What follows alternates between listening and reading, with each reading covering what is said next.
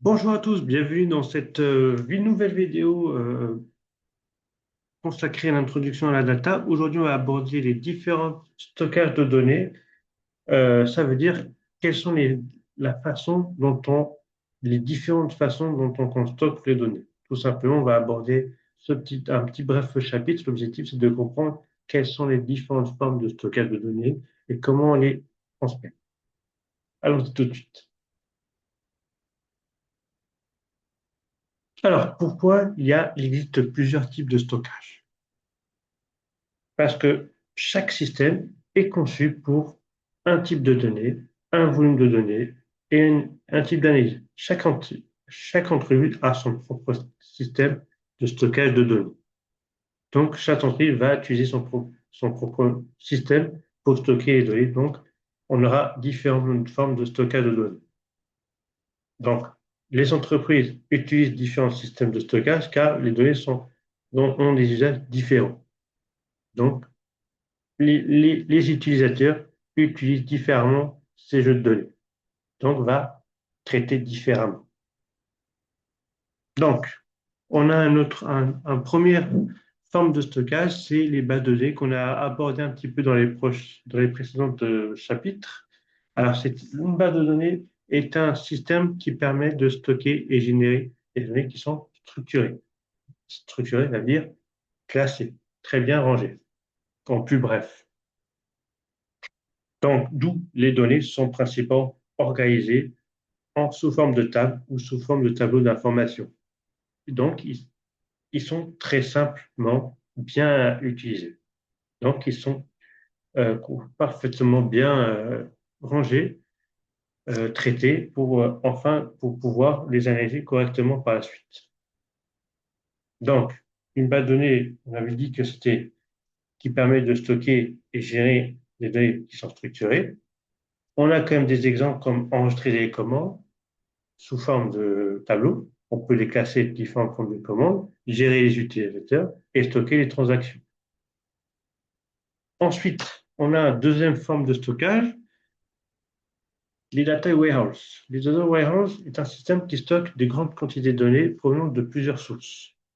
Donc, par exemple, une entreprise peut analyser les données clients, à la fois les données clients, les ventes et les marketing.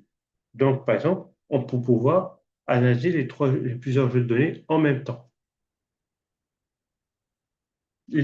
Ce qui font, par exemple, les data analysts ils utilisent souvent les données pour leurs analyses. Donc, c'est une forme de stockage parfait pour les data analysts.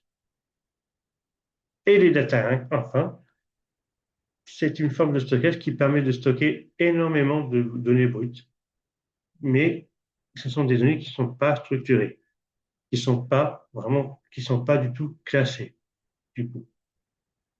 Donc, une entreprise peut analyser plusieurs logarithmes d'application 10 images, 10 vidéos ou des données provenant d'un site internet comme Uber, qui ne sont pas structurées du tout.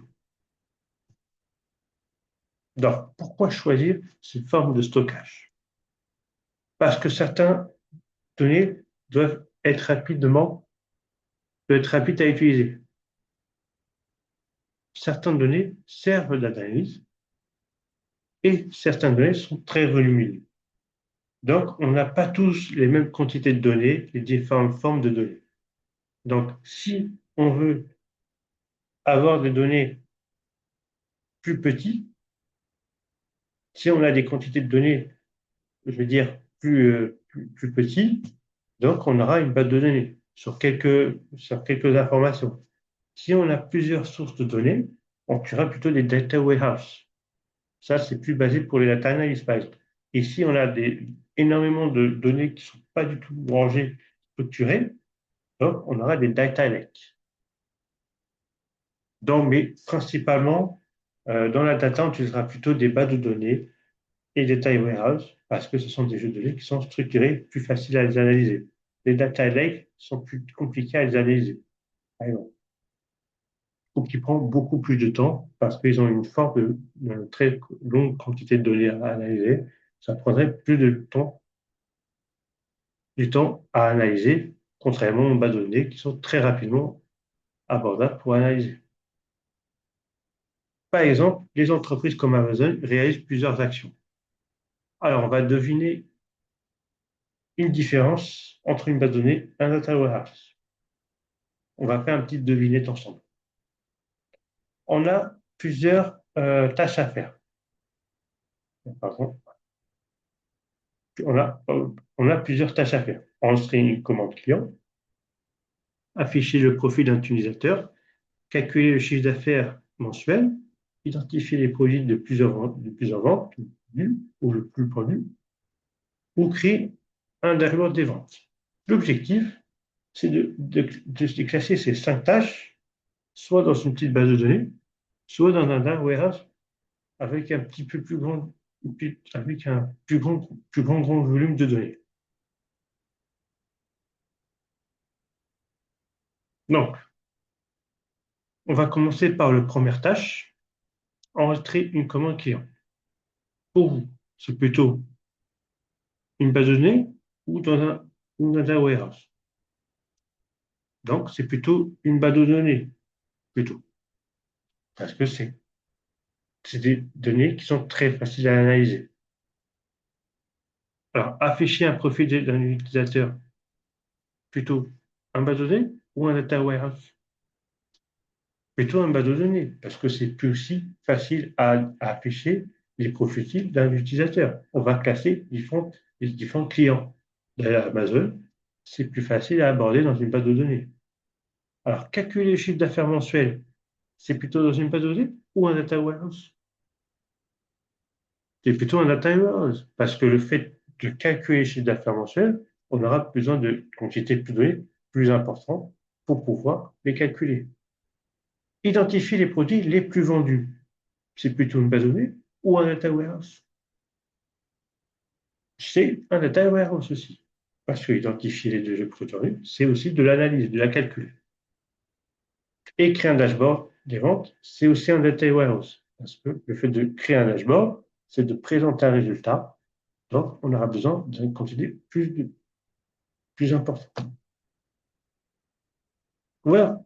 Alors, on a fini cette bref chapitre. Ce n'est pas un chapitre qui est du tout important, mais je voulais vous montrer comment on peut stocker différentes formes de données.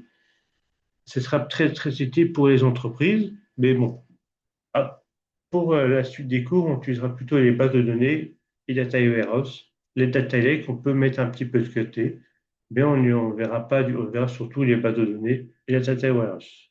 Les data lakes, c'est plutôt dans les entreprises avec une énorme quantité de données et ça prend du temps pour toutes les analyser. Alors, ce que je veux vous proposer à faire, c'est d'identifier, d'imaginer 2 ou 3 actions qui correspondent à une base de données ou à un data warehouse dans le cas d'un autre exemple des courses des clients chez Uber qu'on a abordé précédemment. Et je vous propose d'imaginer 2 ou 3 actions qui correspondent à une base de données ou un data warehouse chez Uber, là, tout simplement. Et je vous montrerai ça dans une prochaine vidéo, la correction, mon avis, parce qu'il y a plusieurs réponses, et je vous ferai une petite correction de ma part pour cet exercice-là. Alors, je vous remercie beaucoup d'avoir suivi cette vidéo. J'espère que vous avez aimé. Si vous voulez avoir plus d'informations, n'hésitez pas à cliquer le lien qui est en dessous de la vidéo et n'hésitez pas à suivre les prochains cours que je mettrai en ligne. Je vous remercie et je vous retrouve pour une prochaine vidéo. On va aborder les différents outils de la data. À bientôt.